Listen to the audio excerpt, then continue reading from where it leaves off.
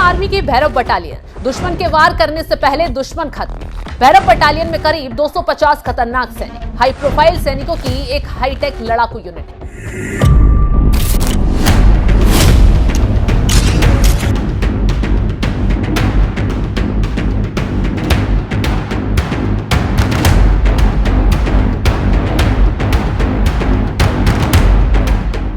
नमस्कार, मैं आपके साथ शब्द। जब युद्ध के नियम बदलते हैं तो सेनाओं को भी खुद को बदलना पड़ता है, और ठीक उसी बदलते युद्ध परिदृश्य में भारतीय सेना में एक ऐसा कदम उठाया गया है जो आने वाले दशकों की सैन्य रणनीति को परिभाषित करेगा। दुनिया 6th जनरेशन का लड़ाकू विमान बना रही है, और इसलिए दुनिया में होड़ मची हुई है ताकि अपने देश की सुरक्षा अच्छे से की जा सके। और इसी को लेकर भारत ने भी कदम आगे बढ़ाया है, और भारत के इस कदम का नाम है भैरव बटालियन।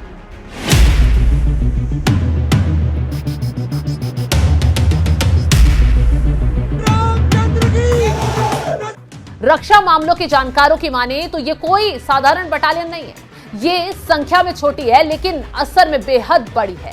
ये पारंपरिक सेना और स्पेशल फोर्सेस के बीच एक कड़ी है जो अब तक युद्ध संरचना में गायब थी। भारतीय सेना पर नजर रखने वालों की माने तो भारतीय सेना की भैरव बटालियन करीब 250 अत्यंत प्रशिक्षित सैनिकों की एक हाईटेक लड़ाकू यूनिट है। अगर इसे पूरी भारतीय सेना के विशाल ढांचे से तुलना करें तो ये एक छोटी इकाई लग सकती है, लेकिन इसकी मारक क्षमता, गति और तकनीकी दक्षता इसे बेहद खास बनाती है। सेना की भाषा में कहें तो भैरव बटालियन को फाइट टू नाइट यानी आज रात में लड़ो के सिद्धांत पर तैयार किया गया है। मतलब साफ है, ना लंबी योजना, ना भारी भरकम टुकड़ियों का इंतजार, ना राजनीतिक या रणनीतिक विलंब। आदेश मिला और भैरव निकल पड़ा।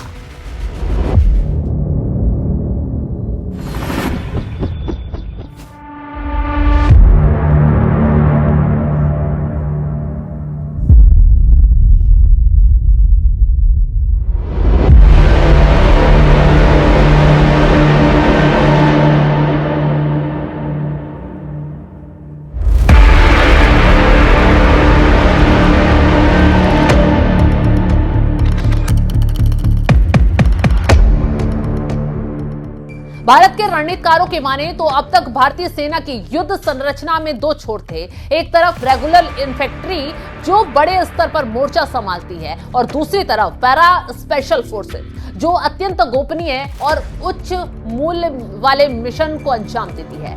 समस्या ये थी कि स्पेशल फोर्सेस को कई बार ऐसे ऑपरेशन में भी झोंक दिया जाता था जो उनके स्तर से काफी नीचे थे। लेकिन इन्फेंट्री के लिए बहुत कठिन भैरव बटालियन इस खाली जगह को भरती है। अब स्पेशल फोर्सेस को सिर्फ रणनीतिक और निर्णायक मिशन मिलेंगे, और सीमित लेकिन तीव्र कार्रवाई वाले अभियानों की जिम्मेदारी भैरव बटालियन उठाएगी। भैरव बटालियनों उन इलाकों में तैनात की जा रही हैं जहां हालात काफी भड़के हुए हैं, जैसे राजस्थान का सीमावर्ती इलाका संवेदनशील है, जम्मू कश्मीर का संवेदनशील क्षेत्र, लद्दाख की ऊंची और चुनौतीपूर्ण चोटियां, नॉर्थ ईस्ट के जटिल और घने इलाके, मतलब वे जगह जहां दुश्मन हरकत कर तुरंत उसको जवाब दिया जा सकता है। इन बटालियनों को कोर और डिवीजन स्तर के तहत तैनात किया जा रहा है ताकि जरूरत पड़ते ही इन्हें बिना किसी देरी के सक्रिय किया जा सके। अब हम आपको बताते हैं कि आखिर इस भैरव बटालियन में किस तरह के जवान रहेंगे। खबर है कि भैरव बटालियन में कोई भी सीधी भर्ती नहीं होगी। ये सैनिक हर कोर से लिए जाएंगे।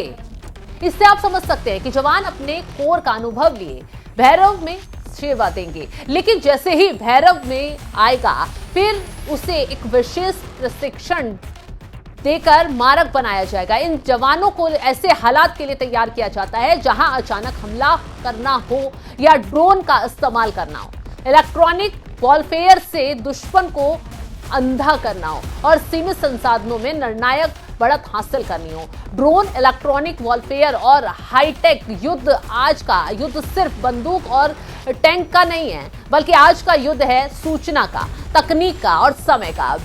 भैरव बटालियन को इसी आधुनिक युद्ध के अनुरूप तैयार किया जा रहा है। ये भैरव क्या क्या कर सकता है, चलिए ये भी बता देते हैं। ड्रोन से निगरानी करता है, ड्रोन से हमला भी कर सकता है, दुश्मन के संचार को बाधित कर सकती है, और इलेक्ट्रॉनिक सपोर्ट से युद्ध का रुख पलट सकती है। भैरव बटालियन हाइब्रिड वॉरफेयर की पूरी तस्वीर है। दुश्मन के इलाके में घुसकर वार।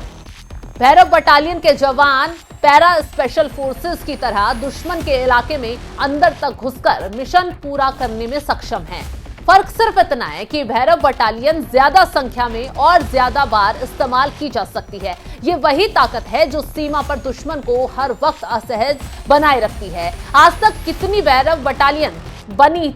भारतीय सेना अब तक करीब 15 भैरव बटालियनों को तैयार कर चुकी है। 25 और बटालियन बनाने की योजना पर काम चल रहा है। यानी आने वाले समय में भैरव बटालियनों भारत की रक्षा व्यवस्था की रीढ़ बनने जा रही है। रक्षा मामलों के जानकारों और सेना का नजरिया आधुनिक युग बहुत तेजी से बदल रहा है। आज के संघर्ष हाइब्रिड किस्म के हैं। इसमें निपटने के लिए आधुनिक तकनीक, नई सोच और नई ऑपरेशनल संरचना जरूरी है। भैरव बटालियन इसी पुनर्गठन का हिस्सा है। ये बयान साफ करता है कि भैरव बटालियन सिर्फ एक यूनिट नहीं है, बल्कि भारतीय सेना के सोचने के तरीके में बदलाव है। और इसकी भारत के लोगों के जुबान पर इसलिए आया इसका नाम। इस बार ये बटालियन परेड में हिस्सा लेने जा रही है।